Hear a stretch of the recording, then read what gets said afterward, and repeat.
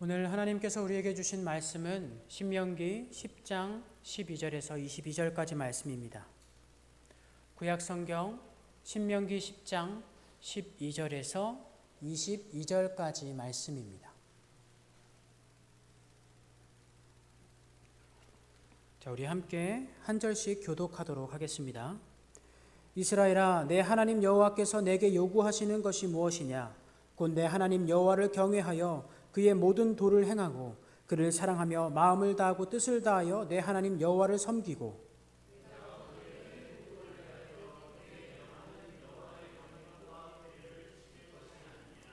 하늘과 모든 하늘의 하늘과 땅과 그 위의 만물은 본래 내 하나님 여호와께 속한 것이로되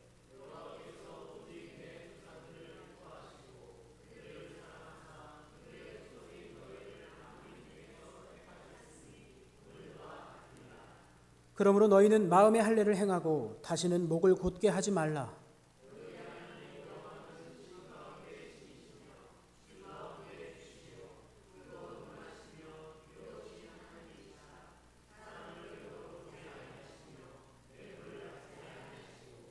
고아와 과부를 위하여 정의를 행하시며 나그네를 사랑하여 그에게 떡과 옷을 주시나니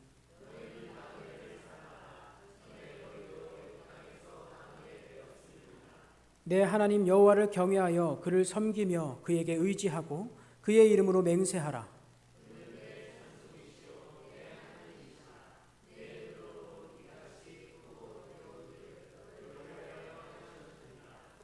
애굽에 내려간 내 조상들이 겨우 70인이었으나 이제는 내 하나님 여호와께서 너를 하늘의 별같이 많게 하셨느니라.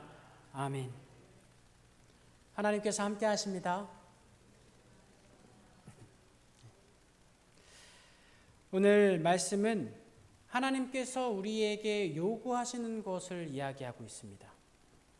하나님의 요구에 대한 내용들을 본격적으로 다루기 전에 우리는 이 말씀으로부터 거꾸로 올라가서 왜 하나님께서는 우리에게 이것들을 요구하시는가를 찾아보고자 합니다. 신명기 9장에서 10장을 살펴보면요, 출애굽한 이스라엘 백성들이 광야를 지나면서 행했던 불순종의 이야기들로 채워져 있습니다. 모세는 9장 24절에 이렇게 불순종하는 백성들에게 조금 심하게 말해서 이렇게까지 이야기합니다. 내가 여러분을 알게 된 날부터 지금까지 여러분들은 항상 하나님께 거역하였습니다. 라고요. 그리고 그 거역을 할 때마다 모세는 하나님께 불순종한 이 백성들을 불쌍히 여겨달라고 간구합니다. 더불어서 하나님의 영광과 은혜가 우리에게 임했는데 이 못난 백성들을 멸하심으로 인하여 하나님의 그 은혜와 구원을 격화시키지 말아달라고 이야기합니다.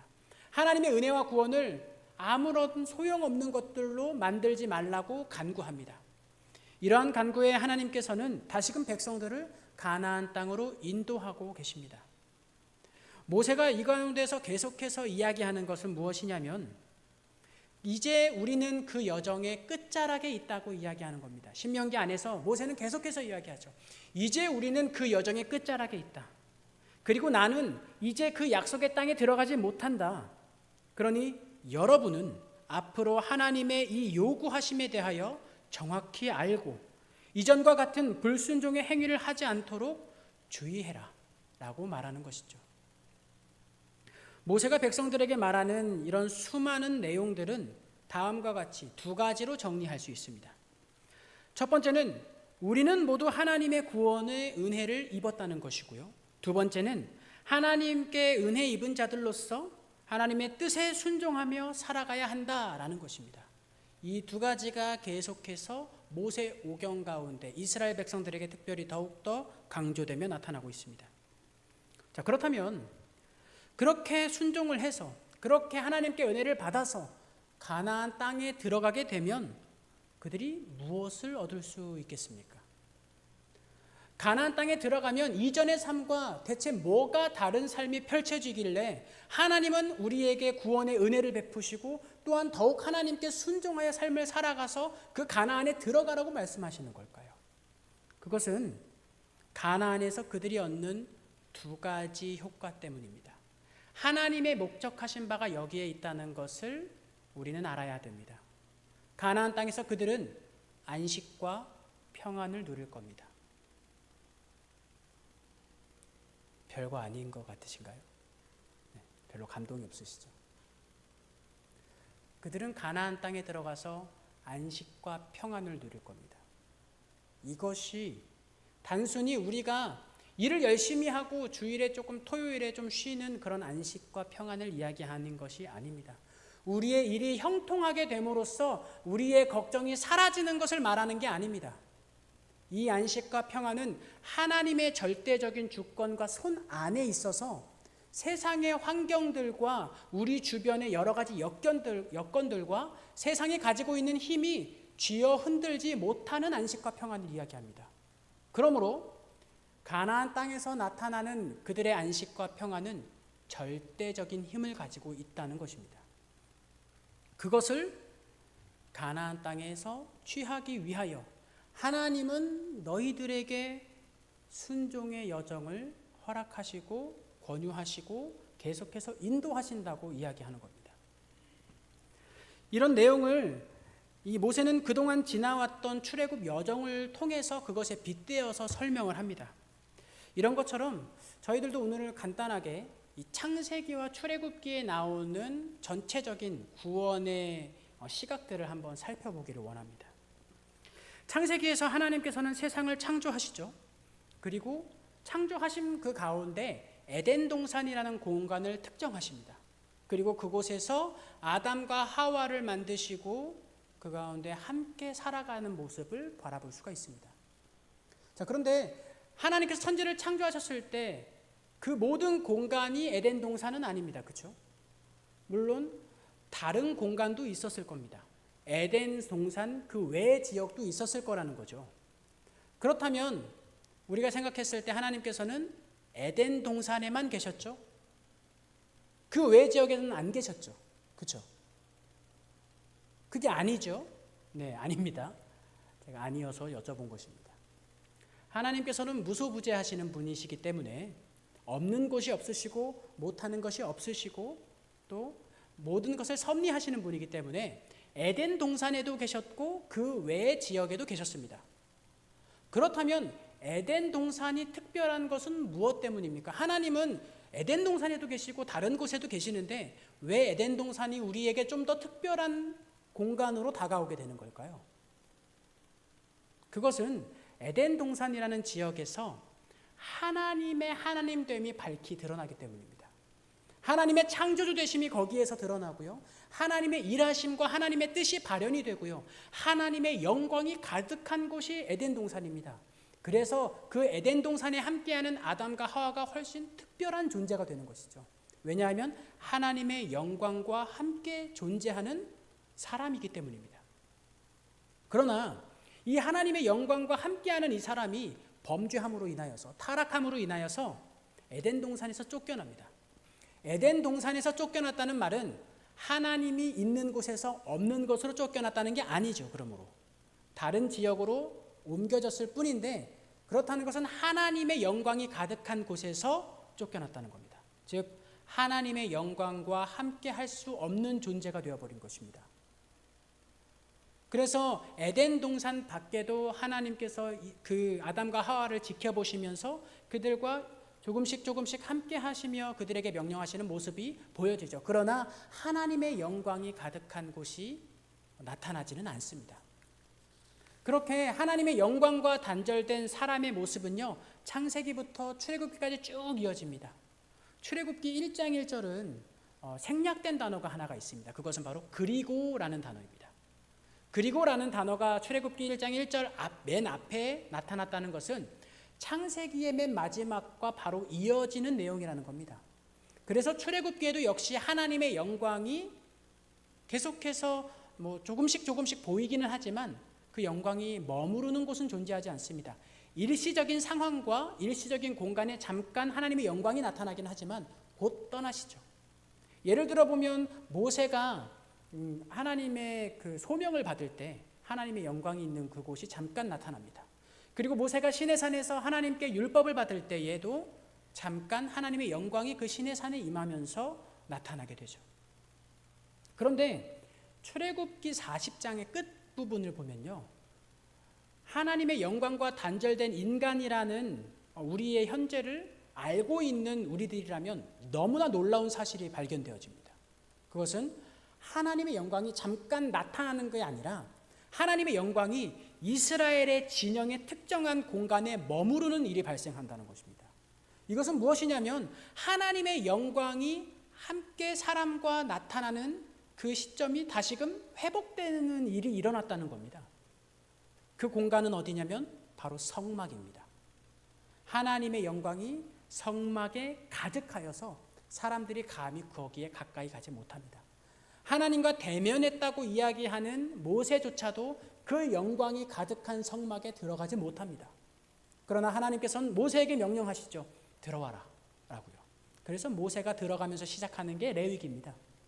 그러므로 하나님께서 이 출애굽기에서 나타나는, 창세기 출애굽기에서 나타나는 하나님의 영광과 관련된 스토리는 뭐냐면요, 하나님의 영광이 사람과 함께 존재하다가 있다가 단절됨으로 인하여 하나님의 영광에서 떨어져 나온 사람이 다시금 하나님의 영광과 화합하는 그 순간이 나타났다는 겁니다. 그러므로 우리는 구원의 최종적 궁극적인 모습을 여기서 엿볼 수가 있는 것이에요. 우리의 구원은 무엇이라고 이야기할 수 있냐면 하나님의 영광 가운데 함께 살아가며 그것을 누리는 것을 말하는 겁니다. 그게 바로 평안과 안식인 것이죠. 가나안 땅에서, 성막에서, 그리고 에덴 동산에서 하나님께서 보여주시고자 했던 모습입니다. 그리고 우리의 삶에서 나타내시고자 하는 삶의 모습이기도 합니다. 자, 그런데 이렇게 하나님의 영광과 함께 살아가는 그 시점에 이르기까지 이스라엘 백성들에게는 두 가지 조건이 필요했습니다. 말하자면 구원의 두 가지 이 속성들이 꼭 존재해야만 했던 것이죠. 그 구원의 두 가지 측면은 애굽으로부터 탈출하는 게 먼저 일어납니다. 우리가 알듯이 애굽으로부터 탈출을 해야 그 이스라엘 진영을 꾸릴 수 있을 것이고 그 진영 안에 성막을 만들 수 있을 것이고 그 성막에 하나님의 영광이 임할 수 있을 것이 아닙니까? 그러므로 먼저는 이스라엘이 애굽에서부터 출애굽을 해야 돼야지만 이것이 가능한 겁니다. 우리의 입장에서 설명하자면 죄의 속박으로부터 탈출하는 것, 예수님께서 자신의 목숨을 값으로 치르시고 우리를 사신 것, 그것이 바로 구원의 시작이 되겠죠. 그리고 나서 여기에서 이 구원의 시작을 살펴보면요, 구원의 시작엔 우리의 공로나 우리의 어떤 상황들이나 우리의 노력이 전혀 들어가지 않습니다. 예수님께서 하나님의 뜻을 통해 우리를 사시지 않으셨습니까? 그러므로 우리의 공로는 여기에 존재하지 않는 겁니다. 그러나 문제는 속량이 끝이 아니라는 겁니다. 예수님께서 우리를 사신 것으로 끝내지 않으시고 하나님께서 이스라엘 백성들을 애굽에서 탈출시키심으로써 끝내지 않으셨다는 거죠. 만약 출애굽이 끝이라면요, 이것은 구원의 여정이 아니라 또 다른 고통의 여정이 될 겁니다. 기껏 탈출시켜서 놓은 곳이 광야이기 때문이죠. 광야는 훨씬 더 피폐한 땅이 아닙니까? 그들이 노역만 안 했지 노역을 함에도 먹을 것을 취하기가 어렵고 살아가기 힘든 공간이 바로 광야입니다. 그러므로 출애굽으로서만 구원을 이야기하기에는 턱없이 부족한 것입니다. 예수 그리스도의 속량으로만 우리가 구원을 이야기하기에는 부족하다는 겁니다. 그러므로 구원은 반드시 목적지가 있어야 됩니다.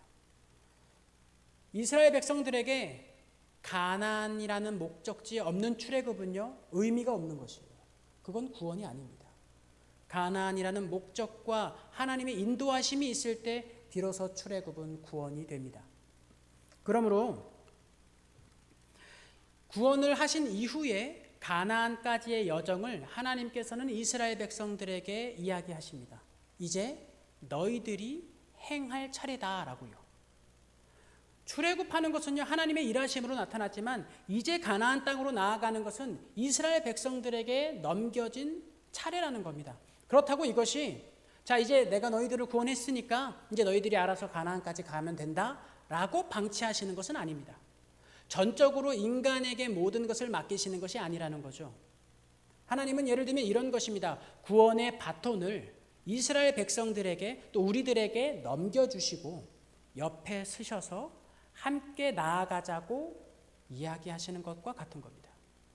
그 길을 내가 알려주고 내가 인도하며 내가 보호할 테니 우리가 함께 가나안으로 나아가자라고 말씀하시는 겁니다.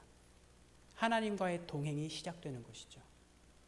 그것이 바로 가나안 땅으로 나아가는 이스라엘 백성들의 여정입니다. 이렇게 하나님께서 알려주신 길과 방향으로 함께 달리는 일을 다른 말로 하나님께 순종한다고 이야기합니다. 오늘 말씀을 빗대어서 이야기하자면 하나님께서 요구하시는 것이 바로 그것이라는 거죠.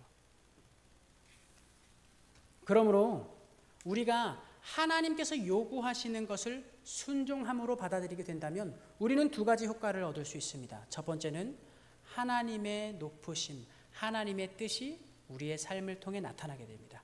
두 번째는 하나님께서 가나안 땅에서 허락하신 그 평안과 안식을 우리의 삶에서 경험할 수 있습니다. 이 두 가지를 위해서 하나님은 계속해서 우리에게 순종을 이야기하십니다. 그래서 성경은요, 늘 구원에 대해서 이야기할 때 항상 두 가지를 같이 강조합니다. 하나님의 전적인 은혜와 은혜 입은 자들의 순종을요. 이 두 가지 중 어느 것 하나도 등한시될 수 없습니다. 그것은 성경적인 이야기가 아닌 것이죠. 만약 둘 중 하나가 상실된다면 그것은 진리를 왜곡하는 것입니다. 만약 우리가 하나님의 전적인 은혜를 손상시킨다면 사람의 행위가 구원을 이룬다는 왜곡된 진리에 도달하게 될 겁니다. 반대로 은혜 입은 자들의 순종이 손상 입게 된다면 하나님의 은혜 외에는 모든 것을 아무것도 아닌 것으로 치부하는 구원파적 교리를 이야기하고 또 신뢰하게 되는 것입니다. 그러므로 우리는 하나님의 은혜와 성도의 순종을 균형 있게 가져가면서 우리의 신앙을 지켜갈 필요가 있습니다. 성경을 보다 보면 그래서 하나님의 은혜도 많이 나오고요. 성도들의 순종에 대한 이야기도 많이 나오는데 문제입니다. 그렇다면 하나님의 은혜에 대한 이야기가 더 많이 나올까요? 아니면 성도의 순종에 대한 이야기가 더 많이 나올까요? 자, 1번 하나님의 은혜가 더 많이 나올 것 같다. 손 들어보세요. 좋습니다.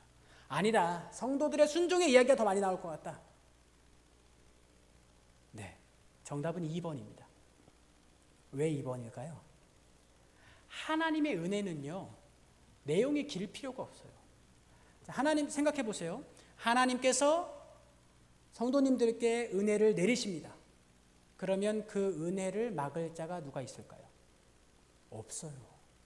하나님께서 은혜를 내리시겠다는데 무슨 말이 더 필요합니까? 하나님께서 은혜를 내리십니다. 아멘, 할렐루야 하고 끝나는 것이죠. 성경에도 하나님의 은혜를 거리끼는 어떤 존재는 없는 것입니다. 그럼 반대로요. 하나님께 은혜 입은 그 성도들이 순종하려고 합니다. 그럼 거리낄 게 있나요? 없나요? 여러분들의 그 경험에 비추어 보세요. 하나님의 말씀에 순종을 하려고 할 때 걸리는 것이 있던가요? 없던가요? 많지요. 있는 정도가 아니잖아요. 많고 그거 넘어가면 또 있고 가까스로 넘어가면 더 큰 게 다가오는 것 같고 그것이 우리의 삶의 신앙의 여정이지 않습니까? 그러니까 많고 길 수밖에 없는 것입니다. 그래서 분량이 절대적으로 더 많습니다.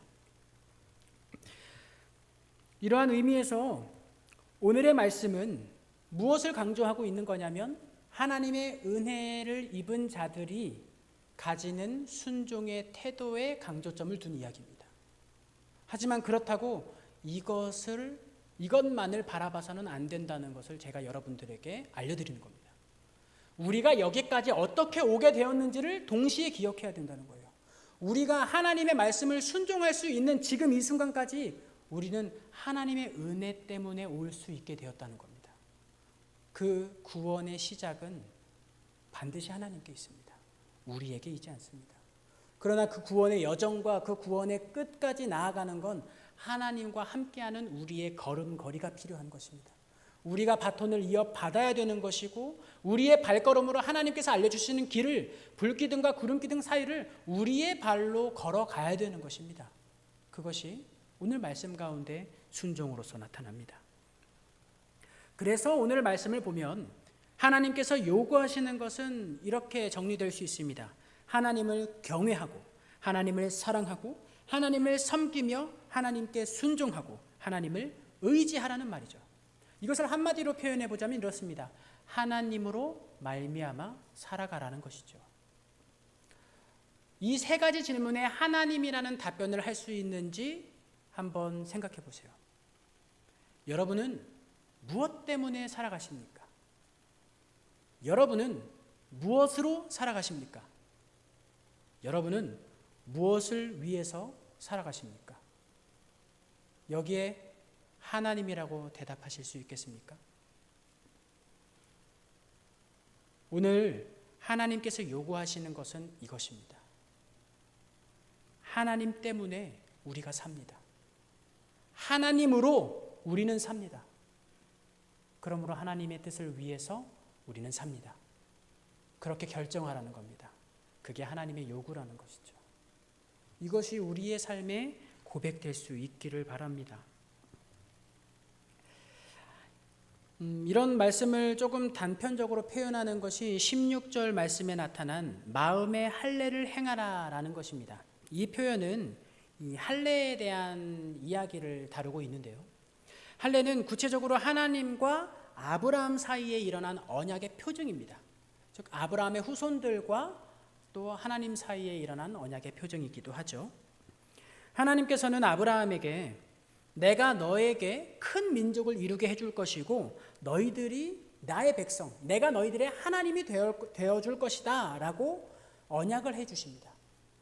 그리고 반대로 아브라함은 하나님께 대하여 온전히 순종하겠습니다. 하나님 앞에 흠이 없이 살겠습니다. 라고 결정하는 것이 언약으로서 맺어진 할례의 모습입니다. 그래서 할례를 함으로써 말미암아 하나님과 우리 사이에 이 언약이 체결되었다는 것을 증명하는 것이죠. 그런데 이 할례라는 것이 실질적인 효력을 가지고 있는 것은 아닙니다. 그것을 보고 그 언약을 기억하고 내가 하나님의 백성이구나라는 것을 아는 것에서 그친다는 거예요. 그러면 실질적으로 해야 되는 것은 뭐냐? 실질적인 효력을 나타내는 것은 무엇이냐면 마음의 할례라는 겁니다. 내 표피를 베는 게 아니라 마음의 할례를 행함으로써 두 가지를 이야기하는 것입니다. 첫 번째는 하나님이 나의 하나님이심을 믿는 것입니다. 하나님만이 하나님 되심을 믿는 것입니다. 두 번째는 하나님께 대하여 불순종하고자 하는 마음이 나한테 있을 때 그것을 베어버리는 것을 의미합니다. 표피를 베듯 하나님께 향한 나의 불순종을 베어냄으로써 흠없이 하나님께 순종하기로 작정하고 결단하는 것이 바로 마음의 할례입니다. 그 마음의 할례를 행함으로써 온전히 하나님께 순종하기로 나아가라, 살아가라 라고 말하는 것이죠. 이것에 대한 예가 다니엘 1장에 나옵니다. 다니엘은 바벨론의 포로가 되죠. 그리고 바벨론의 포로가 됨으로써 그의 주변 환경과 모든 여건들은 바벨론화됩니다. 단순히 바벨론화된 것뿐만 아니라 자신이 섬기고 있었던 여호와 하나님을 섬기지 못하는 지경에 이릅니다. 이 모든 환경들과 여건들이 다니엘에게 그렇게 조성되었지만 바벨론이 다니엘에게 어찌할 수 없는 것이 하나 있었는데요. 그것은 다니엘의 마음입니다. 그리고 다니엘은 그 다른 이들이 어찌할 수 없는 딱 한 가지 그 마음을 하나님께로 향하기로 결정합니다. 그래서 다니엘은 뜻을 정하여 라고 이야기하죠. 하나님께 뜻을 정한 겁니다. 이와 같은 결단이 마음의 할례의 하나의 예라고 볼 수 있습니다. 그러므로 여러분들께서는 오늘 이 하나님의 요구하심에 대해서 들으시면서 단순히 하나님께서 이런 것들을 요구하시고 이거 다 나를 위해서 하시는구나 라고 이렇게 알고 지나가시는 것이 아니라 이 가운데서 우리의 마음에 결단이 일어나야 된다는 것을 기억하십시오. 이 말씀을 듣고 다니엘이 하나님께 마음을 정한 것처럼 또 이 말씀을 듣는 현장에서 하나님의 말씀을 따라 담대하게 가나안으로 나아가는 이스라엘 백성들처럼 적극적으로 하나님의 말씀을 선택하라는 겁니다. 하나님의 뜻을 우리가 선택하고 걸어 나가야 된다는 것입니다. 마지막으로 우리는 이제 구원의 이 두 가지 측면을 알기 쉽게 전하고 있는 말씀을 함께 보면서 마치길 원합니다. 우리 함께 신약 성경 데살로니가전서 5장 말씀을 한번 살펴보도록 하겠습니다. 신약 성경 데살로니가전서 5장 말씀이고요. 제가 가진 성경책으로 331면에 나타나 있습니다. 데살로니가전서 1절에서부터 5절까지 말씀인데요. 제가 잠깐 설명하면서 봉독할 테니까 눈으로 함께 따라 읽으시기 바랍니다. 1절입니다. 형제들아, 때와 시기에 관하여는 너희에게 쓸 것이 없음은. 여기서 때와 시기라는 것은요, 구원의 완성, 예수 그리스도의 재림, 그리고 하나님 나라의 도래, 또 종말, 이것을 이야기하고 있습니다. 이 때와 시기에 관하여는 형제들, 나의 형제들, 성도들에게 굳이 말할 필요가 없다라고 이야기합니다. 2절입니다. 주의 날이 밤에 도둑같이 이를 줄을 너희 자신이 자세히 알기 때문이다. 3절입니다. 그들이 평안하다 안전하다 할 그때에 임신한 여자에게 해산의 고통이 이름과 같이 멸망이 갑자기 그들에게 이르리니 결코 피하지 못하리라. 3절에 나타난 그들은요, 1절에 나타난 형제들과는 다른 존재들입니다.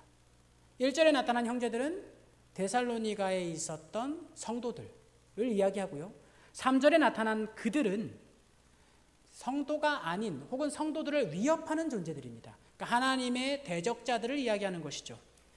그들은, 하나님의 대적자들은 평안하다, 안전하다 이야기할 때 갑자기 그날과 그때가 도적같이 임하여서 그들을 습격할 거라고 이야기합니다. 그리고 그것은 결코 피할 수 없는 것이라고 말하죠. 4절입니다.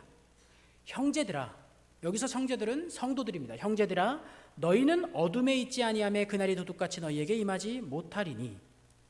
성도들에게는 어둠에 속한 존재들이 아니라 어둠에서부터 벗어난 존재들이기 때문에 그 날이 너희들에게 임하지 못한다. 그 도둑과 같은 습격이 너희들을 비껴갈 것이다 라고 이야기합니다. 마치 유월절 어린 양의 피로 하나님의 그 장자의 죽음의 그 기적이 그 유월절 그 날에 이스라엘 백성들의 문지방을 넘어간 것처럼 하나님의 그날과 그때도 하나님의 백성들, 성도들에게는 그 도적과 같은 습격이 일어나지 않는다고 이야기하십니다. 그리고 5절입니다. 너희는 다 빛의 아들이요 낮의 아들이라 우리가 밤이나 어둠에 속하지 아니하나니. 그러므로 성도들은 낮에 속한 사람, 빛의 아들들이라고 이야기합니다. 1절에서부터 5절까지는 무엇을 이야기하고 있냐면 하나님의 나라가 도래하는 그때에, 그날 최종적인 멸망의 때에, 예수님의 재림의 때에 하나님께 선택받은 빛의 자녀들, 낮에 속한 사람들은 구원을 얻는다는 것입니다. 그러니까 하나님의 전적인 은혜 가운데에서 구원을 얻은 사람들의 이야기를 여기에서 나타내주고 있는 거죠. 그리고 바로 다음 6절을 함께 볼까요? 그러므로, 끝이 아니죠. 그러므로 우리는 다른 이들과 같이 자지 말고 오직 깨어 정신을 차릴지라. 성도들에게 이렇게 이야기하고 있습니다. 바울은 여러분들은 하나님께서 선택하신 하나님의 은혜 가운데에서 선택된 빛의 자녀들입니다. 그러므로 여러분들은 구원을 얻을 겁니다. 그러나 거기에서 그치지 말고 우리는 낮에 속해 있으니, 낮에 속해 있어서 하나님의 영광과 하나님의 뜻과 하나님의 계획하심을 볼 수 있으니 깨어서 그것을 보라는 겁니다. 깨어서 그 뜻을 행하라는 겁니다. 그것이 6절에 같이 나타나 있습니다. 이 6절 말씀으로 우리는 하나님께서 은혜 입은 성도들에게 말씀하시는 분명한 책임이 있고 분명한 사명과 뜻이 있다는 것을 발견할 수가 있습니다. 여러분들 이것을 꼭 기억하시기 바랍니다. 그러나 여러분, 우리에게 참 은혜가 되고 감사한 말씀이 있습니다. 성경에서 쉽게 찾아볼 수 없는 말씀입니다. 우리 함께 데살로니가전서 5장 10절을 보겠습니다. 10절 말씀을 우리가 함께 봉독하겠습니다. 예수께서 우리를 위하여 죽으사 우리로 하여금 깨어있든지 자든지 자기와 함께 살게 하려 하셨느니라. 아멘. 여러분, 그런데요, 우리에게 사명이 있습니다. 우리에게 하나님의 뜻을 가지고 살아가라는 그 책임이 있습니다. 그러나 예수님께서는 그가 깨어있든지 자든지 빛의 자녀이면 그와 함께 살기 위해 죽으셨다고 말씀하셨습니다. 이게 우리에게 은혜이죠. 맞습니다. 이 진리는 여러분들을, 저를 자유롭게 합니다. 우리는 깰 수도 있고요, 잘 수도 있어요. 그러나 하나님께서 오늘 말씀을 통해서 우리에게 이야기하시는 겁니다. 너희는 깰 수도 있고 잘 수도 있으나, 그렇지만 너희들이 가지고 있는 그 자유로 나를 따르는 것을 선택하지 않겠느냐? 내가 너희들을 이끌어 가나안 땅으로 들어가 안식과 평안을 누리게 하겠다. 그러려면 너희들이 가지고 있는 그 자유로 나를 선택해야 된다.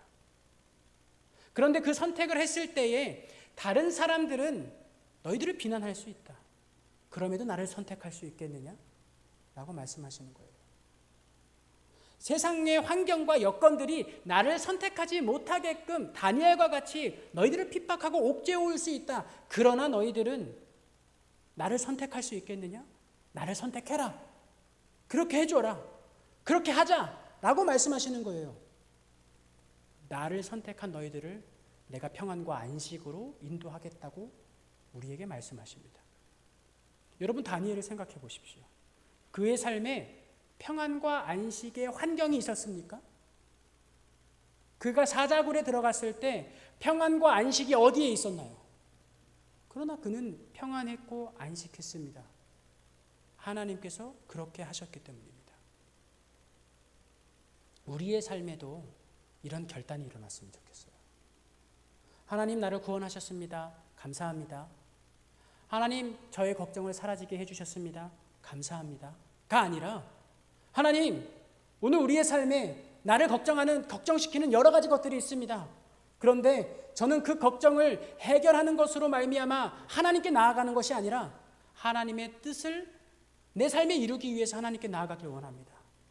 나의 삶이, 나의 고통과 나의 여건들이 하나님을 선택하지 않도록 실수하는 것을 용납하지 마십시오. 내가 주님을 선택하겠습니다.